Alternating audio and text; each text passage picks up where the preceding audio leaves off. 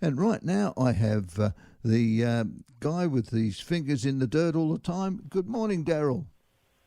Good morning, Bill. How are you? Not too bad, mate. Not too bad. Went to the carols last night at Greensborough, and the Banyule Christmas candles by candlelight, carols by candlelight, Good. and they were brilliant. And a little bit tired this morning. Got home a little bit late, so we were a 7-hour stint there. So it was well worth it in the end. So thanks to all the team that were there yesterday.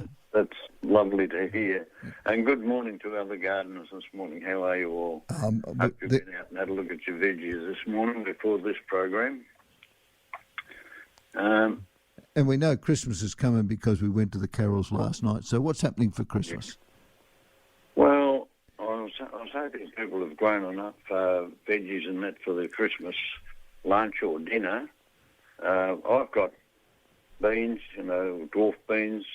I've got pumpkin. I've got a big pumpkin from last year still there, waiting to be eaten, and beetroot or red beet, whatever you want to call it, and plenty of lettuces, and tomatoes are a bit young yet. I've just got a couple of little tom thumbs the other day, nearly ripe, but we're fairly fortunate. Our son's coming across with his partner, and they're going to bring Christmas dinner across to us. Oh, right. Looking after Lady Flo this year. Yeah, yes. Well, she can only hop around on one leg now, so it makes it a bit hard to cook. Right. So hopefully she'll get that hip fixed up next year. Well, we're hoping so. Yeah. But talk about dangers in the home. Sorry? Talking about dangers in the home. Well, that's right. There's plenty of dangers in the home. You've got to be really aware of lots of things like that. You need some hand grips, and you've got to be careful of mats on the floor and that you don't trip over those and steps. And even out in the garden, you've got to be very careful of the garden hoses. A lot of people have got retractable garden hoses, but most of us haven't. I haven't, and you've got to be very careful that you lay the hose out along the ground, not try and roll it up, because if you roll it up, you'll trip in that. But lay it out in one length so that, and make sure when you come to the hose that you put your foot on top of the hose. Don't try and step over it. That's one of the big dangers out in the garden. Well, some of the other dangers, Bill, you probably experienced this, is out in the garden. There's not only snails and slugs, and even this morning when I see plenty of trails of snails and slugs out there this morning, but it's the strong winds that we get and the heavy saturating rain. You find around about Christmas time, every year it seems to be that we get a lot of heavy rain, hailstones, we get strong winds, and that's devastating for the home garden, but even for those who produce the fruit and produce out of the farmers for the big retailers. So you just got to be careful after the big strong rain. We've got a Granny Smith apple tree, and 4 years old, and it's produced a fair few apples on it this year, so it's getting a bit top heavy, you might say. But with the strong winds after that heavy rain, and I made probably a big mistake in over-watering around the fruit tree to try and make sure that the apples grow up nice and juicy and that. Well, then the big strong winds come, and it just about tore it completely out of the ground. The root system wasn't sufficient to hold in the ground. And, of course, when you wet the soil like that, it loses its ability to hold root systems on trees and other plants as well. So you've got to be very careful at this time of the year what you do. And don't overwater around the big shrubs and things.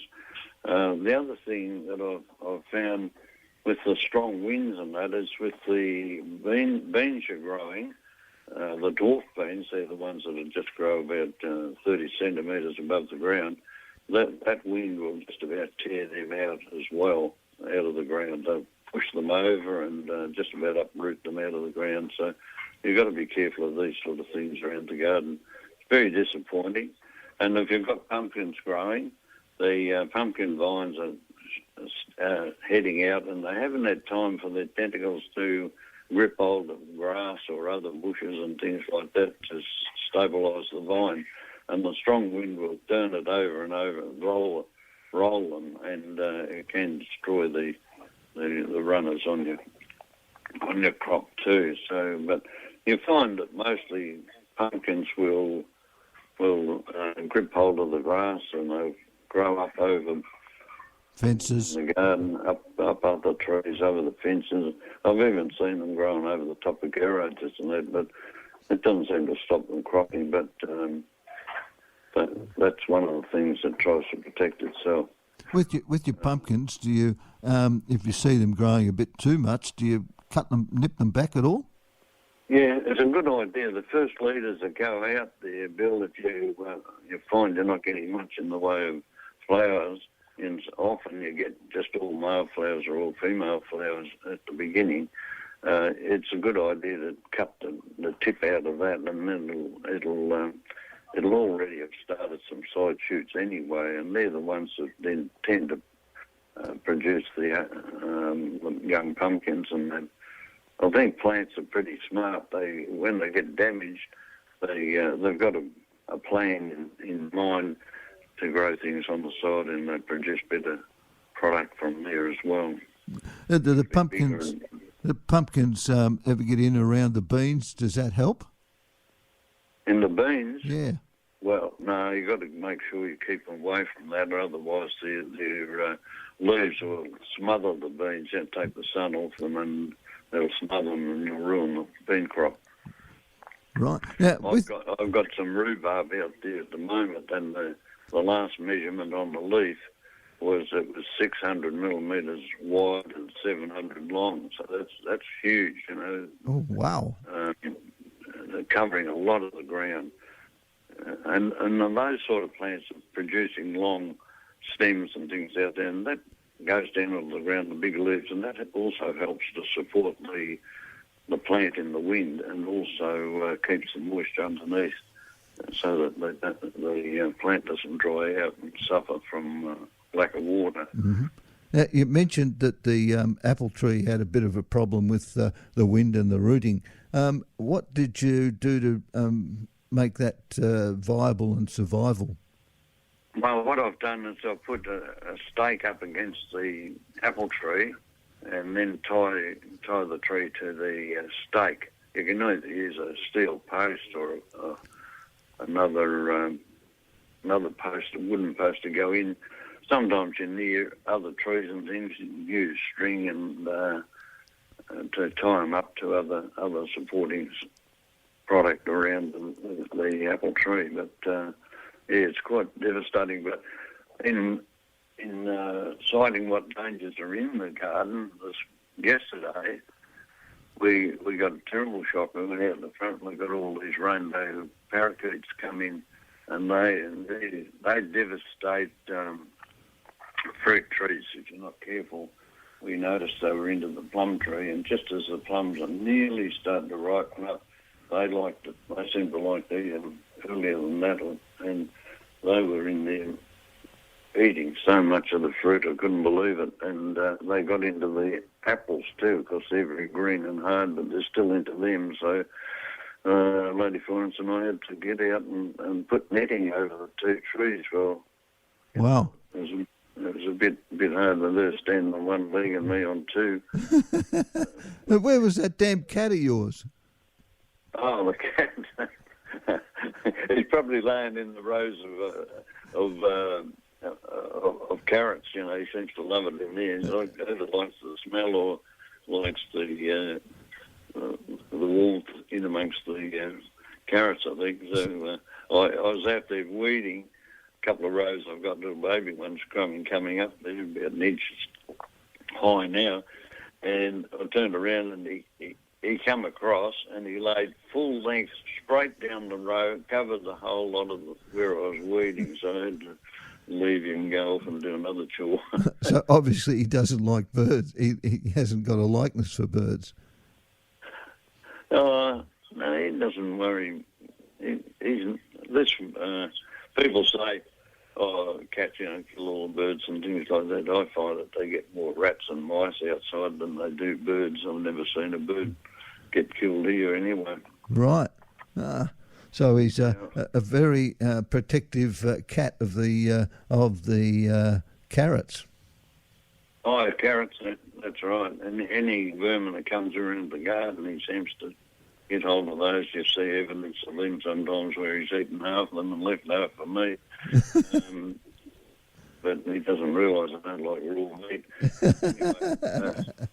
Anyway, so the other danger that's in the garden, Bill, and you will experience this very shortly, is an energetic dog. Yes.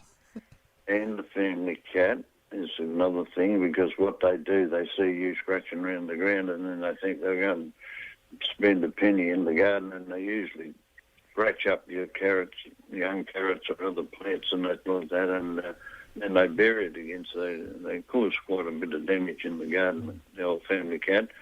But you've just got to get, but the other thing is children. You've got to be careful. The young children, well, you can forgive them because they're young and they don't know much better, but you should have them out there. You should be teaching them about the garden, how things grow, and get them interested in it. But as they get older, that's when you've got to be careful. You go out and you find they're playing cricket or footy in the veggie patch, and that causes a lot more damage than the dog and the cat does. And they use the fruit trees as goals. They what? They use the fruit trees as goals. Oh, yes, yeah. And they use the young pumpkins and that as cricket balls too. Anyway... so you're playing footy and cricket, but you've been growing some beet, you said, a beetroot. Beetroot. Well, I'm always in trouble when I call it beetroot, and I call it red beet, and people sort of always correct me one way or the other, so I'm not really sure what I should be saying, but beetroot and red beet have grown really well here this year. Anyway, so we went out and had a look at it, and Lady Florence said, oh, it must be time to preserve it. So we got into it and we made chutney and relish, and we put those into jars and preserved those for later on to eat with the meat and so forth like that. So, yeah, it looks really good. And other ones we've boiled up and taken the skins off and put them into bags and put them into the deep freeze. So they'll be there for later on when we want to either roast them or put them into salads. But you put them into the deep freeze, and you don't need a possum to do what he did to you.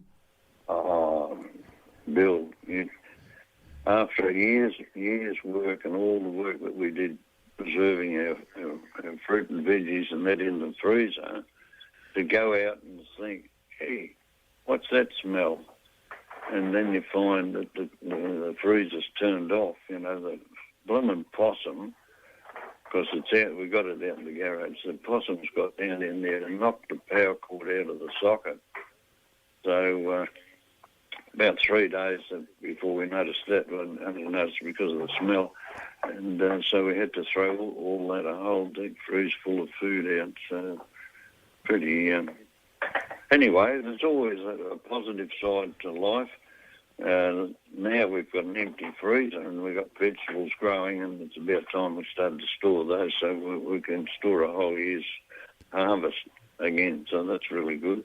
Great. So and it's always good news, Bill. Yeah, exactly. Now, you don't know what the in-laws are bringing over for you for Christmas? Well, I've been told, this is what I've been told, that if it's a hot day, it'll be cold food. And if it's a cold day, it'll be hot food. So you've got the chutney and the relish to put on no matter what. That's right. Yeah, that's exactly right. So I got pretty excited when I said to them, look, I'll have some new potatoes too for Christmas dinner. Well, you can make up a potato salad. We could do that, but They're beautiful young ones. How you get young potatoes, new potatoes, for those that have got a few spuds growing.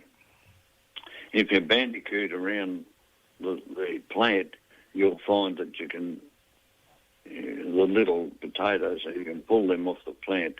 You can take that, you can bandicoot a few out from the various spuds. And it's not killing the plant or anything else, and of course you won't be taking all of them off the plant, so they'll just put their energy into what potatoes they got there, and you'll get bigger potatoes when they mature. Now, just explain to us what bandicooting is.